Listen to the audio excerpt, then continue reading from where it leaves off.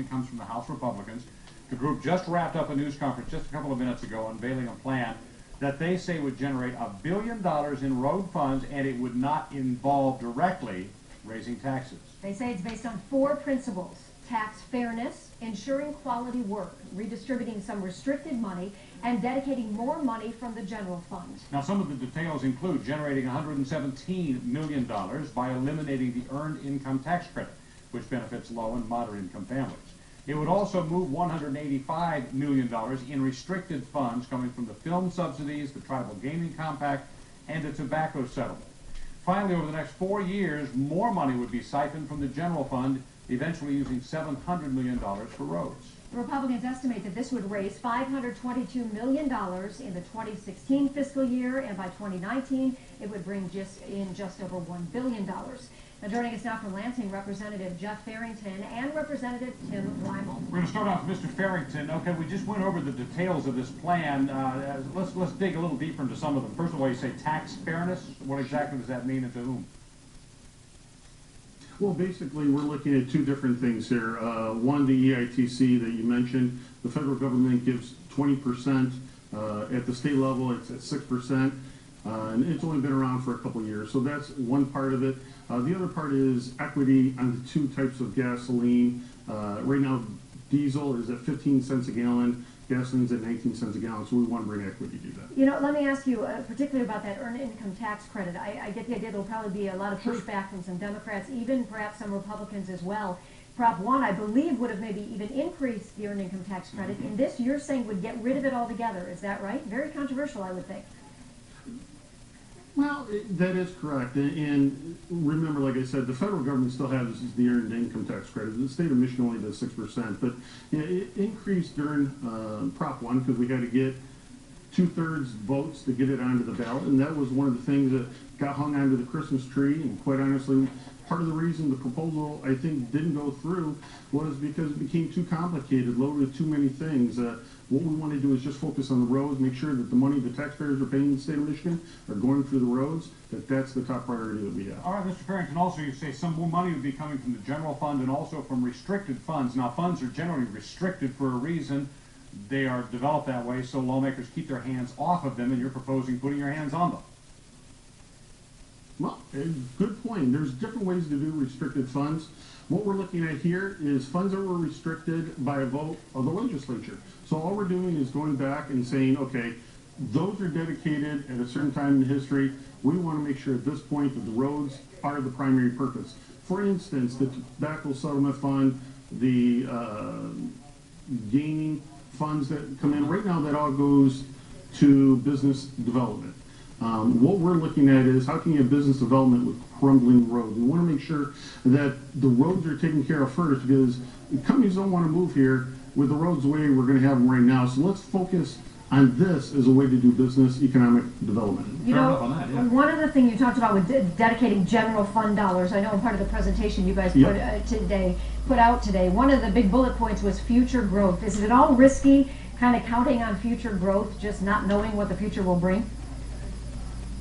No, I don't think so. I mean, anytime you look into the future, there's risk involved, whether you do it or not. I mean, this is what I look at is, if we had come out with this plan 4 years ago when the governor first said we need to start handling it, I think we would have been in much better shape. The bigger risk is not doing anything, and we want to make sure we don't do that. So what we're talking about is we're going to dedicate about $175 million, $350 million, move it up incrementally over the next 4 years based on growth that is projected in the general fund. So we're not going to be cutting any of the programs out there.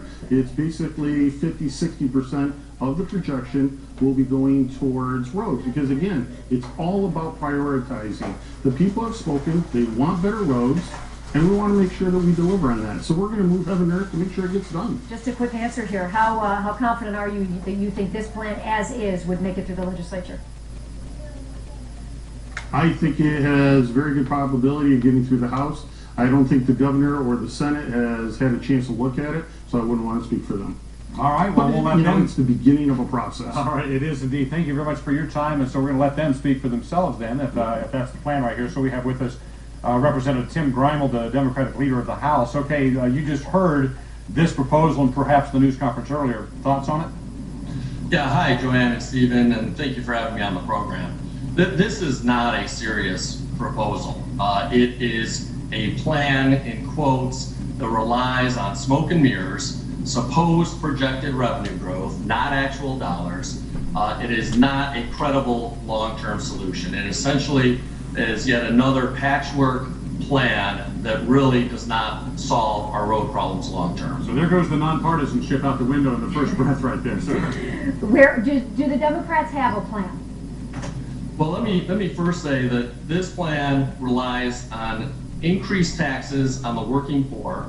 It does not require tax fairness through increased contributions from corporations. And it's not just Democrats in the House who are saying this is not a serious plan. I think you'll soon be hearing the governor and Senate Republicans agreeing that this is not a serious plan when it relies mostly on increased revenue in the future and relies on future legislators to make wise decisions and appropriate money on an annual basis instead of dedicating money long-term to roads. To call this an accounting gimmick insults accounting gimmicks. This is not a long-term real solution. I do want to ask you again, though, will you and your fellow Democrats be coming out with your own plan? We will. That's very important. And our plan is going to abide by several key principles. Number one, it's got to be a real long-term fix. Number two, corporations have to pay their fair share. We can't just increase taxes on working people and middle-class families to pay for roads. And third, we've got to do more to protect our existing roads. That means long-term warranties should be required from all contractors to hold them accountable to fix the roads right the first time, and we've got to lower truck weights.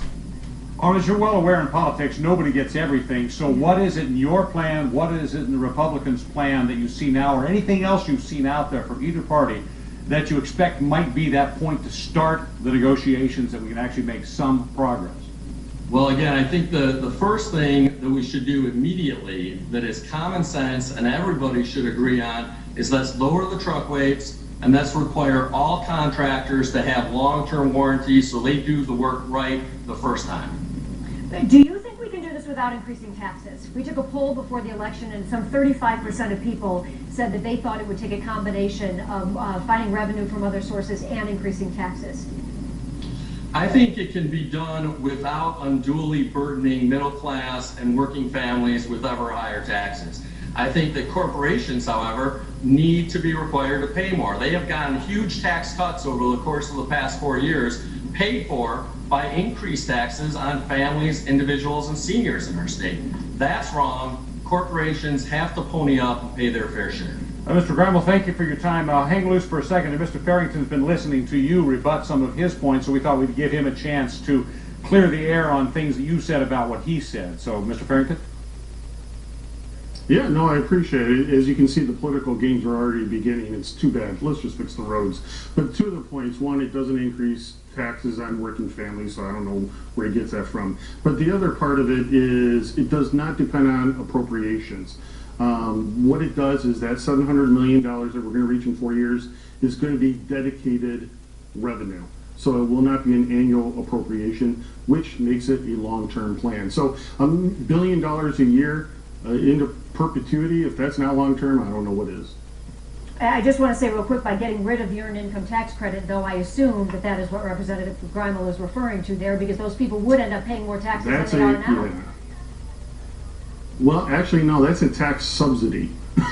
What you're doing is taxing one group of people and moving it over to another group of people. It's not a tax credit or a tax cut.